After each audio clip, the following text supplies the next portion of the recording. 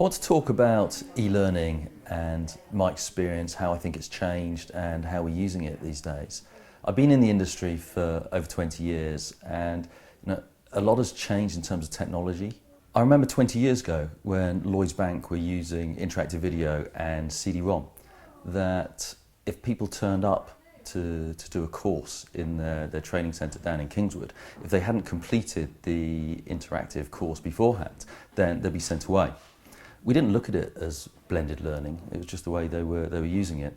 And I look today at some organisations who are using that blended technology, and we've been doing that for years and years. What starts to annoy me really at the moment is the way that people are saying, it's all about resources and not courses, or courses not resources. And I think there's a place for both, and what we mustn't do is get onto that bandwagon, onto the latest fad.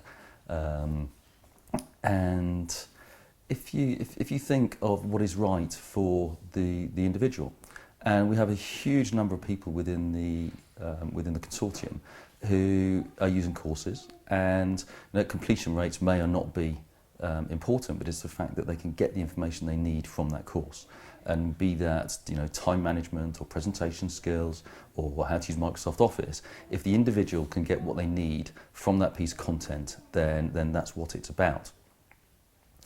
If we look at some of the technologies and some of the materials that people are using at the moment, and let's forget about e-learning. Let's not call it that. Let's just look at what people are trying to achieve. And they're trying to make themselves more efficient, better at their jobs. And it can be, it might be somebody who's going through a course on Excel.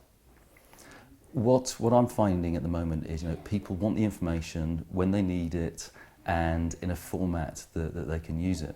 And what we're seeing is very, very popular now is, we call it performance support.